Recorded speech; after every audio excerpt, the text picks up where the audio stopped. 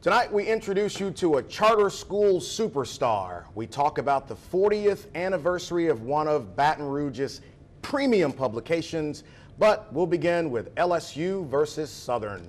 Roll it, Kyle.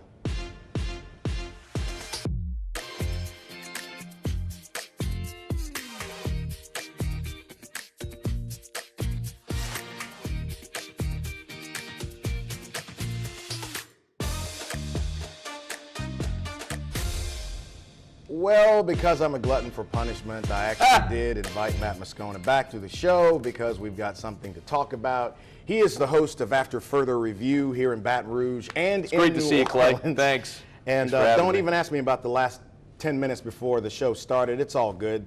All this 49er hate is beneath you, though, Matt. No, it's actually not at all. Old NFC West, hate the Niners. Yep. With a passion, and I resent you greatly for being a Louisianian who likes San Francisco. And you don't know how much it pleasures me to hear you say that. And you don't know how much joy it brought me to watch the 49ers lose last year, and when the Saints will go there later this year and win. Mm-hmm. Yeah, how'd your playoff run go last year for the Saints? Yeah, they didn't make the playoffs. Okay, that's good. Yeah. Let's talk about this weekend, man. LSU versus Southern. Big game last week. Southern 86 to nothing. And this week LSU is trying to come back from what happened in the Dome against Florida State. First up, let's talk about the Tigers and your assessment of last week's performance. Massively disappointing, obviously. Yeah. So much put on Brian Kelly in the debut of his era. There's so much conversation about whether you should play that week 0 game kind of as a tune-up. It sure looked like it helped Florida State. Mm-hmm. But realistically, Clay, if you came into this season expecting LSU, coming off of back-to-back 500 seasons, a completely made-over roster that had 39 players in the bowl game, a totally new coaching staff, support staff, if you expected them to churn and burn and be a 10-win team, it just wasn't realistic. So I expected them to play better than they did against Florida State, but I also don't have great expectations for the season. So Michael Cobble was here last week. We talked about it. I figured 7, 8 games. I think for me, the biggest thing was the lack of discipline. I mean, that one personal foul against Gay was just like, wow, that's kind of uncharacteristic. And then in the end, to lose it that way. I think if it had been a blowout, you would have been more settled with the result. But the potential of going to overtime and maybe even winning is what probably hurt the most. Losing the way they did was certainly disappointing, but the silver lining is you found some things along the way. The tempo worked. Yeah. And I'll tell you, Clay, maybe the most important thing was, and I know I'm not a moral victory guy, neither is Brian Kelly. It's not why he's being paid $100 million. Right. But they were down 2 scores twice in the fourth quarter. Yeah. And still had a PAT to tie it, send it to overtime. A year ago, we saw LSU roll over against Ole Miss. Okay. We saw them roll over against Kentucky. Part of changing the culture is playing the 60 minutes, playing hard for 60 minutes. And they did that. And that is a building block moving forward. Again, it's not a moral victory, but you can see things there that work and how, as they move through the season, they're going to keep improving. Southern won 86 to nothing last week. Not a whole lot you can say about that, except that was some kind of whooping, they call it. Never mind. But, so this weekend, what do you expect? Obviously, it's a different class of football between the SWAC and the SEC, but what do you expect on the field?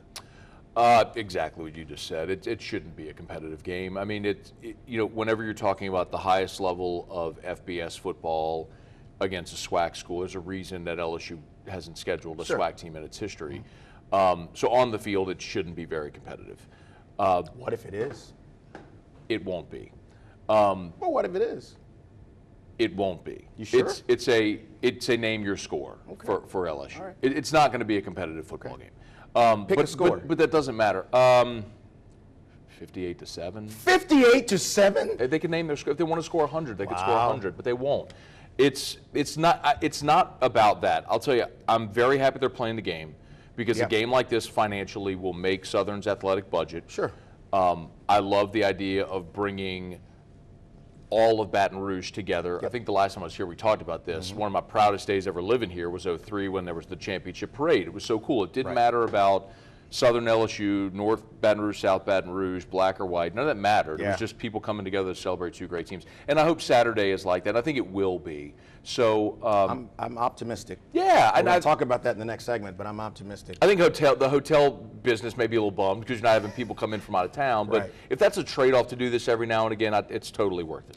Well, listen, quickly here, I got less than a minute. What do you expect from your Saints this year? I got them 10-7 and a wild card team, but I do think they could be a sleeper in the NFC. I'm not bullish on Tampa. I have major questions on Tampa this year. All right, right before the game in Santa Clara, let's talk about that. I would love to. All right, coming up, we talked about the LSU Southern game. What about traffic getting you into and out of the stadium? And we'll talk about the elephant in the room next.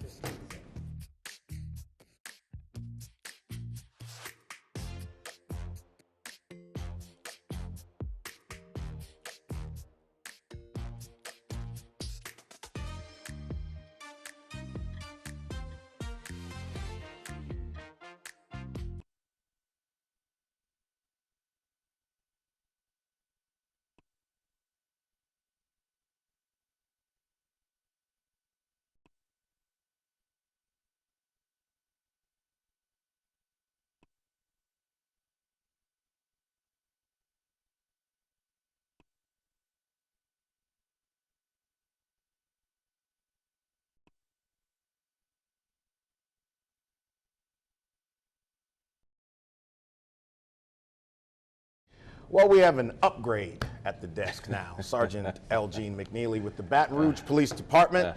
So, Gino, this is a big weekend for Baton Rouge, as most people know, but I don't think they realize how intricate the planning is for game day in Baton Rouge. Yes. And now, instead of having two games at the separate stadiums, you're having both teams at the same school. So you're bringing all parts of Baton Rouge into this one area for this game. What's the game plan for Saturday? Well, you know, just like all of Baton Rouge Police, we're excited about it. You know, two of the big colleges here in Baton Rouge are playing each other.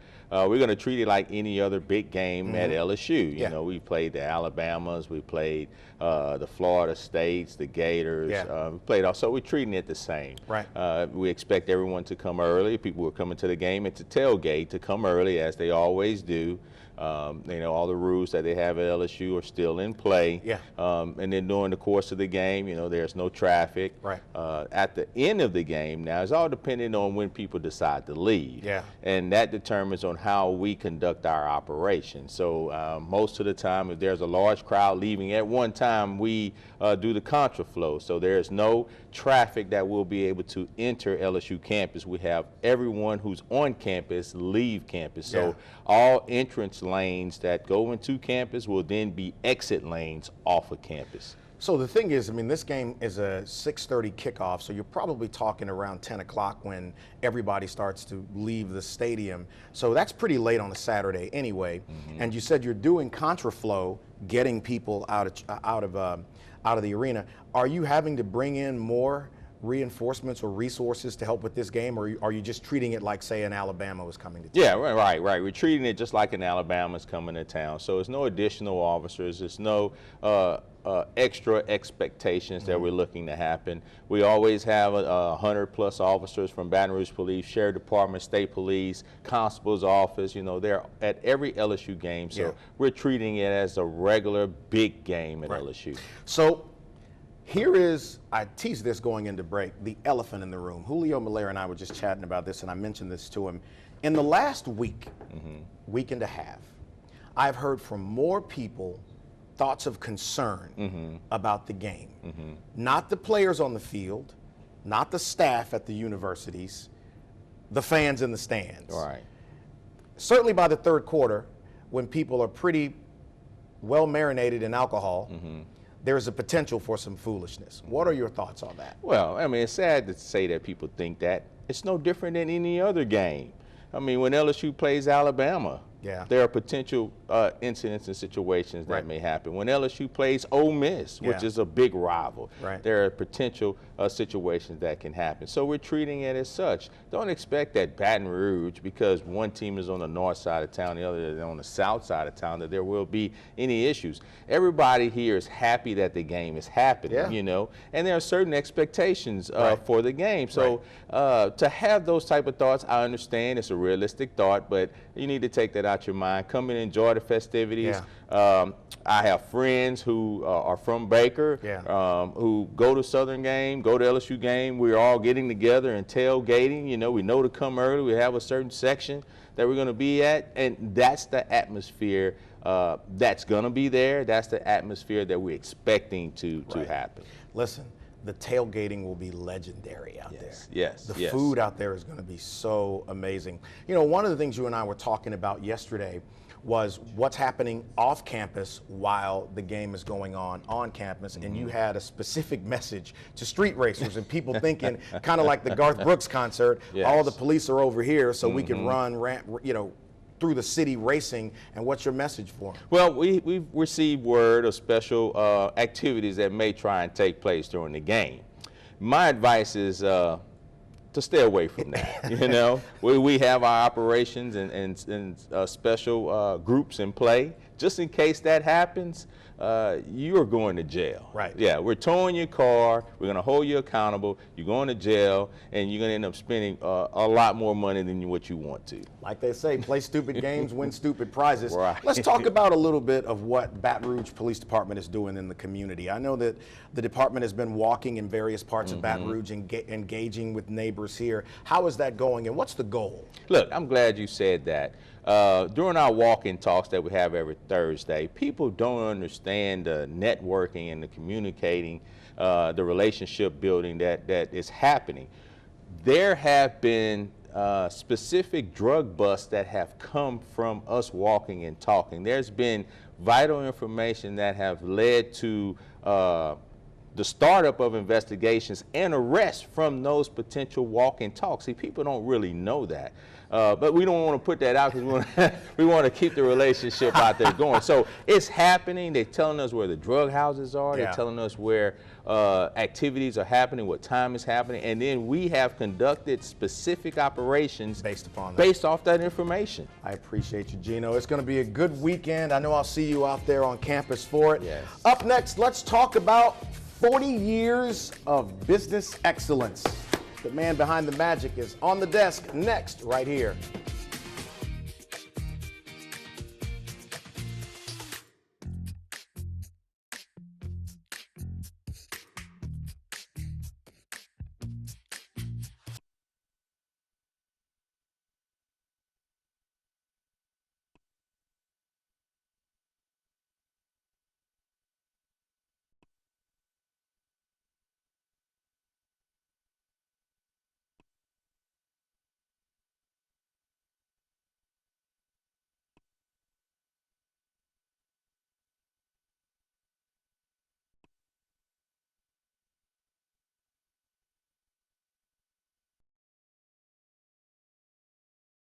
You know, if you're a business or an organization here in the capital region, there is nothing that gives you more pride than being featured in the Baton Rouge Business Report. My company has advertised and been in the Business Report, and the gentleman who's behind the magic has been a friend of mine for about 20 years. And Julio, this is amazing. 40 years with the Baton Rouge Business Report. Let's talk first of all what that means to you.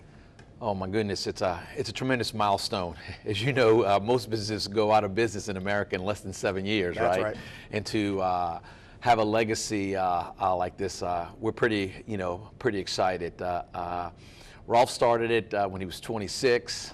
We got together when I was 31, and like I tell people all the time, we were young and good looking when we started. Now we're just good looking. Put that picture up there, Kyle. Look at that picture. Look goodness. at that picture. It looks like a family portrait after Easter service. Look at that, man. Yeah. You look 13 years old. Yeah, man, I had the bouffant going on there. Man, and Julio, that mustache, that thing Rolf is ferocious, man. And then Mr. Rolf Sr. That's right. Rolf Sr. gave the seed money to lay the foundation for all of us. Yeah, wow. So at special. the beginning, what was your goal? You know, most people start companies with an outward-facing goal. The smart ones do. The clients, the customers come first. What was your outward-facing goal? Well, you know, one of the things that Rolf and I always talked about was that we wanted to emulate Forbes, Malcolm Forbes, and he had a great line. He said, "You will learn more about a business by studying the man at the top or the woman at the top than the bottom line." Yeah. So we wanted to tell the stories through the eyes of the people. Right, because the companies don't make people; people make the company. Right. And so from day one, with Mr. Huey Wilson, he was on the cover of the very first issue back in 1983 to today, where we make sure that we're featuring and profiling some of these leaders and getting to know their business, their philosophies, what makes them tick, what makes them go. And I got to tell you, it's just this issue reminds you of the incredible entrepreneurs that we have in our community. The brain trust, and how much, even just in the last 20 years, how much Baton Rouge has evolved. Yeah. We always focus too much, in my opinion, on the negative. But Agreed. man, if you take a look at Marucci, Raising Cane's, Right. Orion Instruments, Lee Michaels Fine Jewelry, Walk-Ons, General Informatics, these are all startups. Our entrepreneurial ecosystem is incredible, and there's a lot more coming up the pike, here in Baton Rouge. And then you take a look at an industry like healthcare that we take for granted, right? The growth of the Lake, adding the Children's Hospital, the growth of Women's Hospital, the growth of the General, and then Ochsner coming in here. I mean, that has just really exploded. You take a look at some of the projects that Mike Walpole has done here, from the Watermark Hotel, the Renaissance. He took that old swaggered dorm and turned it into a beautiful hotel. The City Plaza, his new investment downtown, I would tell you that in the last 20 years, he's made a tremendous mark on our community. You take a look at the projects that the Baton Rouge Area Foundation, they led the revitalization 20 years ago of downtown, and what they've done with the water campus, right, Bon Carré and some of these other projects.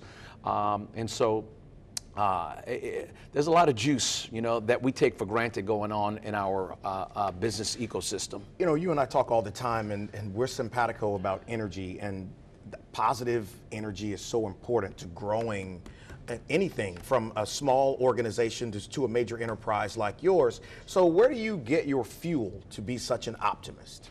Well, I got to tell you, many people ask me that question, and I'm not positive because life is wonderful. I'm positive because life can be tough, right? Yeah. And what you realize is that negative people and cynical people can't change the world, right? But optimists, believers, and people that are positive can change, and that's what we're trying to do here in Baton Rouge. I mean, Baton Rouge has so much potential, and you've got to build on what's right. You can't focus on what's wrong and think you can build something and transform it. And so I'm a big believer that your mindset has to be in the right. You got to confront the brutal facts, right? You and I have talked about this in our community, but I do believe right, that we have the fortitude. There's a lot of things that we got to continue to work on, but and I think it's got to be led, frankly, by the private sector. 100%. We got about a minute left. In 40 years of doing this publication, is there any one story that sticks out in your mind? Oh my goodness! Wow.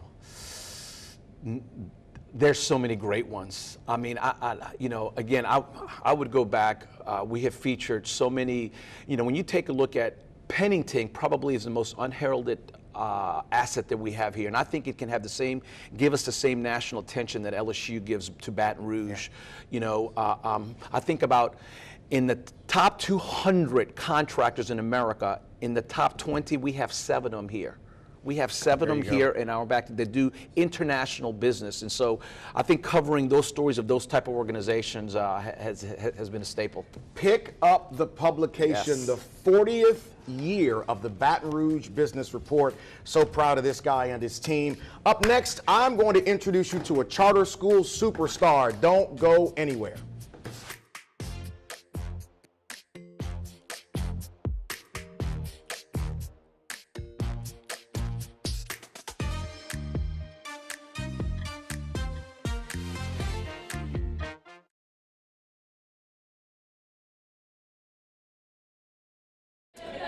Thank you, sir.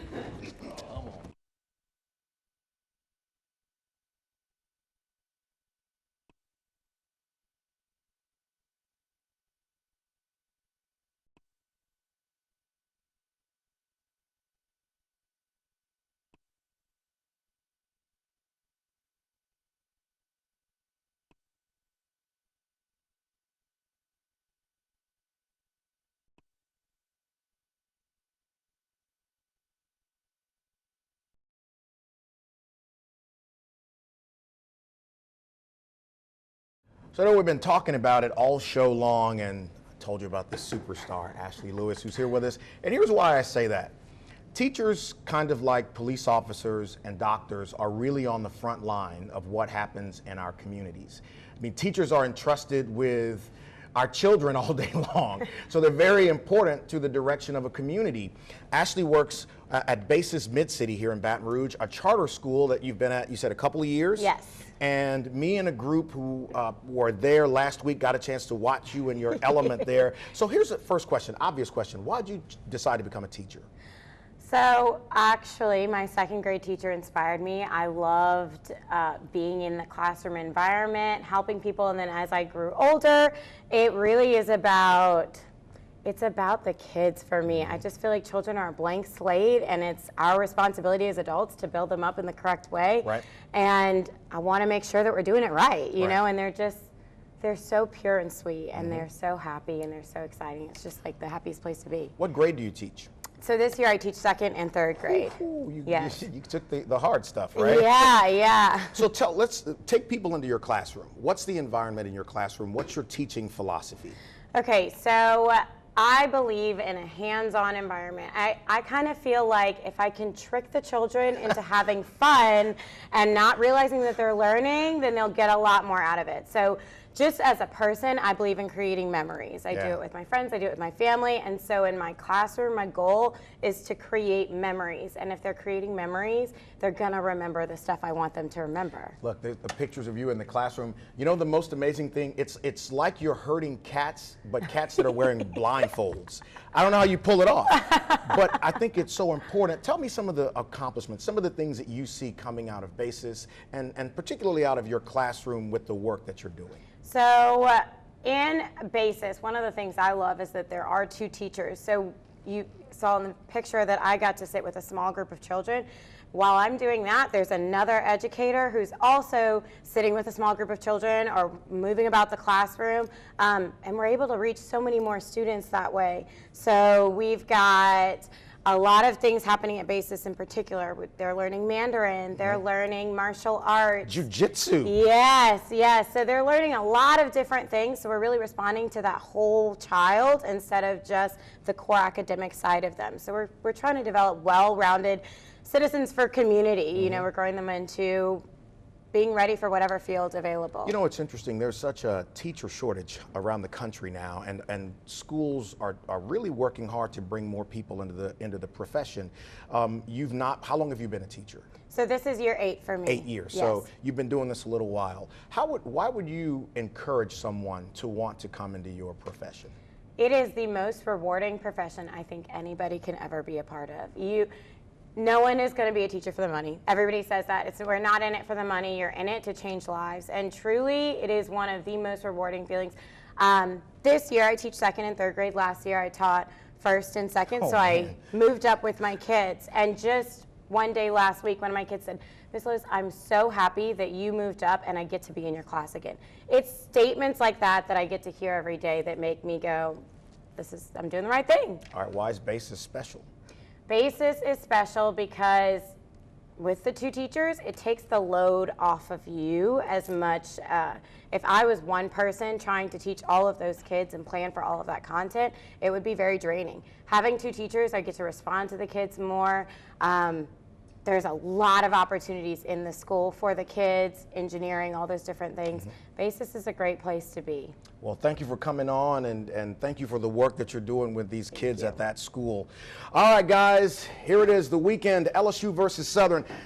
The players like each other, the coaches like each other. Hey, people in the stands, behave, all right? See you next week.